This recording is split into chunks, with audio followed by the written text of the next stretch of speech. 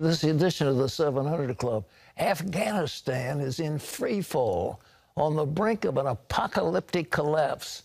The Islamic radicals captured 4 more major cities today, and Kabul could fall within weeks. After his shocking foreign policy failure, President Biden is now sending U.S. troops to rescue Americans. And guess what? The president is also negotiating with the Taliban, talking about giving them aid and money. Why? CBN's Brody Carter explains. The Taliban taking another 3 provincial capitals today as they're pressing a lightning offense, gradually encircling the capital city of Kabul. Resurgents have captured more than a dozen regional capitals in mere days. The State Department explaining why 3,000 troops are being rushed to Kabul airport to help with a partial evacuation of the American embassy. As we've said all along, the increased tempo of the Taliban military engagement and the resulting increase in violence and instability across Afghanistan is of grave concern. In a major shift of power, Taliban forces captured the country's 2nd and 3rd largest cities Thursday, Kandahar and Herat. Hours later, Lashkar-Gah, where hundreds of U.S. troops have lost their lives, now a trophy for war resurgence. 13 of the country's 34 provincial capitals now under Taliban control.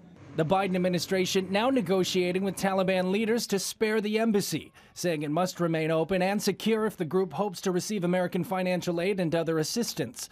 The president refused to comment on the situation Thursday. The potential here for growing terrorist capabilities and terrorist threats deep within the heartland of Afghanistan, the way bin Laden did, is very real. Taliban militants now control 2/3 of the country. They command the north while battling Afghan soldiers over shrinking territory in the south and west. This footage released by the Afghan government shows airstrikes on Taliban positioned in Kandahar, but it wasn't enough to slow them down. Military personnel estimate Kabul could fall in just 30 days.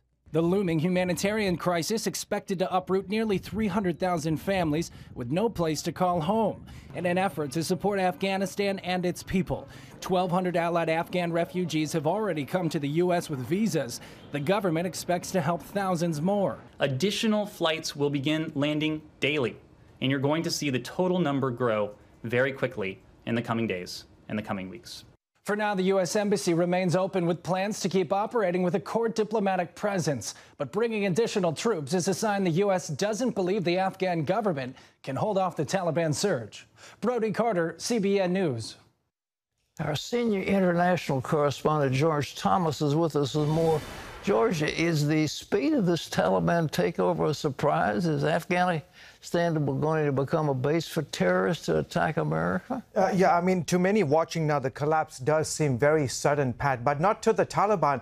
They've been planning for this moment for quite some time. The pivotal moment, Pat, came last year when the United States and the Taliban signed an agreement called the Doha Agreement back in February 2020. And under this agreement, signed by the previous administration, the Trump administration, part of the agreement was that the United States would withdraw all forces from the country by this time right now. And in exchange, the Taliban would, in essence, not allow Afghanistan to be a base of operation for Al-Qaeda, ISIS, and other Islamic terrorist organizations. So the Taliban knew that the perception, the feeling in the United States was that they wanted our troops back home, that they were done after this 20 years of spending all this money, the bloodshed in the country. It was time to bring the troops back.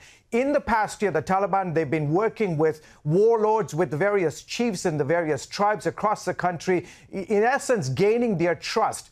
And in the last 3-4 months, what we have seen, and especially in the last couple of days, they've taken all these major capitals of these provinces, in essence, Pat, without firing a bullet. The Afghan army, in essence, handing the keys of the city to the Taliban. They have been demoralized when they knew that the United States and NATO forces were about to leave the country. They said, what is this worth fighting for? They had no trust in the Afghan government. The Afghan government didn't treat them right. They didn't pay them sufficiently, didn't feed them sufficiently. And the question was, why is this worth fighting? Is this worth fighting for? And what you saw in the last few days has been stunning. In essence, the Afghan security forces handing the keys over to the Taliban.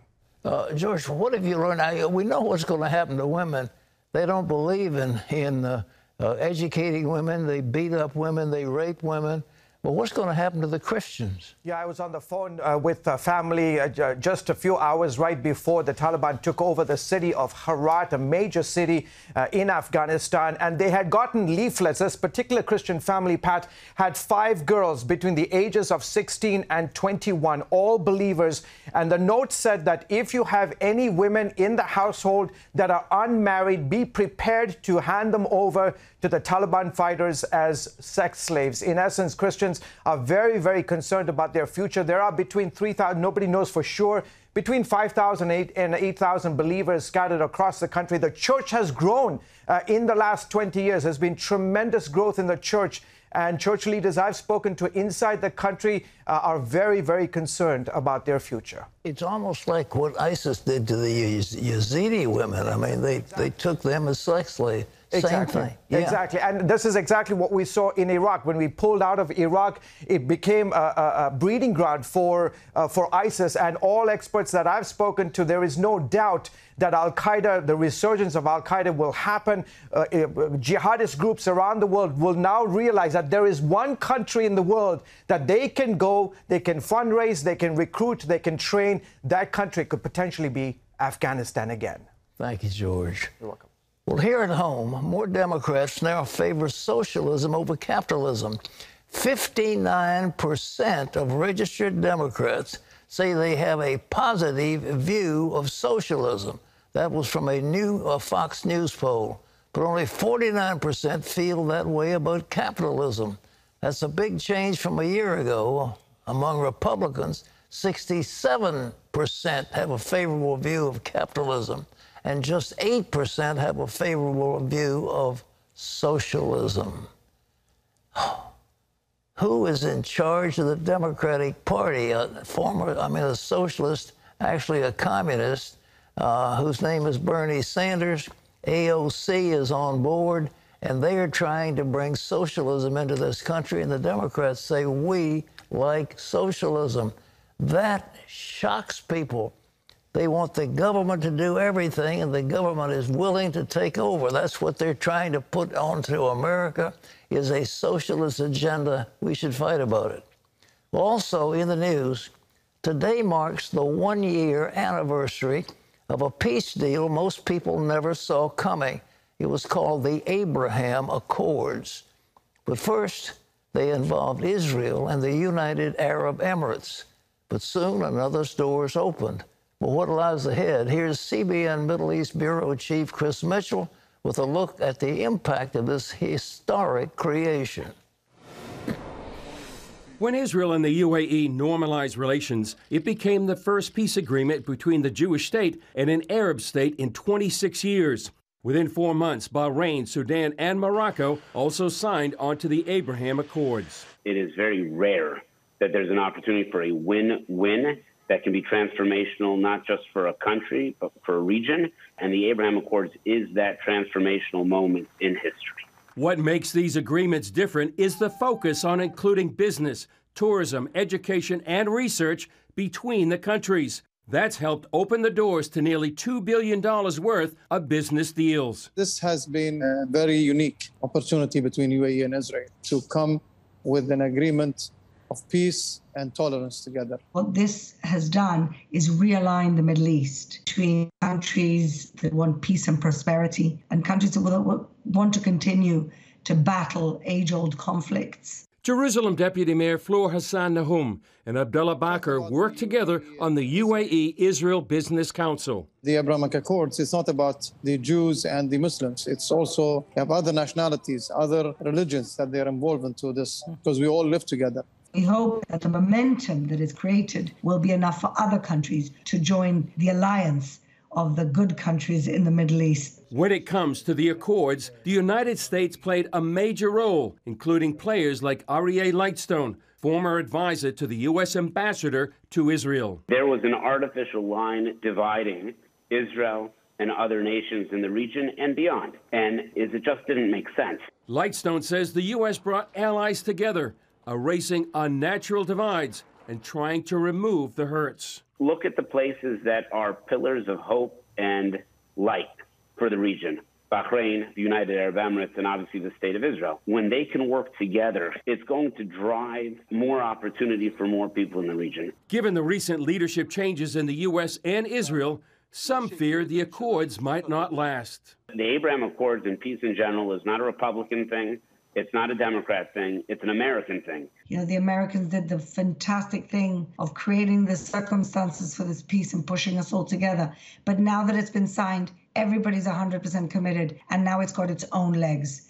Lightstone's advice to those on the outside is to continue to pray. They're called Abraham for a reason. This is the reunification of Abraham's children. This was brought together by the United States of America, who saw the region clearly, embraced our friends, and made very clear demands of our enemies. Chris is with us now. Chris, when they got together, they just bypassed the Palestinians, who were nothing but trouble. They've been trouble all along. They haven't wanted to come together. They're asking for 2 states and all that stuff. But what's the deal now with Biden in? Well, Pat, like you said, you know, for almost a generation, it was that there could be no peace in the Middle East unless you solve the Israeli-Palestinian conflict. But what these nations finally realized, the United Arab Emirates, Bahrain, and others, is that they weren't going to allow the Palestinian Authority to have a veto over them normalizing relations with Israel. And they saw the benefits. They saw the benefits in technology, tourism, and trade. You see businesses booming right now between Israel and the UAE. It's $600 million so far this year, about $1 billion as well. And they also have a common enemy, Pat. They have an existential threat in Iran, and they see that threat mutually. And they also see military implications in this, not just business implications. They can share intelligence. For example, if Israel ever decides to attack Iran, they can have flyover rights over Saudi Arabia and the UAE. And so it means a lot. And so this is something they're not allowing the Palestinian Authority to have a veto over anymore. And they see a brighter future working together in the Abraham Accords. Chris, talk about the prophetic implications of these accords. Well, Pat, you've talked and taught extensively over the years about Ezekiel 38 and 39, a confederation of nations coming against Israel. And if you look at the map right there, you'll see that many of those nations, part of the Abraham Accords, are really not part of necessarily Ezekiel 38 and 39. And yet you see surrounding those nations, you see nations like modern-day Iran, Persia, Turkey, Russia getting more belligerent and aggressive against Israel. And so you see 2 trend lines going on. First of all, Pat, peaceful relations with some of these nations immediately surrounding Israel. And on the other hand, you see this axis of nations like Turkey and Russia and Iran more belligerent against Israel. So these 2 trend lines are happening right now, and they seem to fit in to the prophetic implications of Ezekiel 38 and 39. Amen. Well, we're going to watch it closely, but I think in prophetic word, Ezekiel 38 is the next big one that's coming up, and the players are in place, the chips are on the table, it's getting ready to do. And Chris, we thank you for the work you do over there in Israel.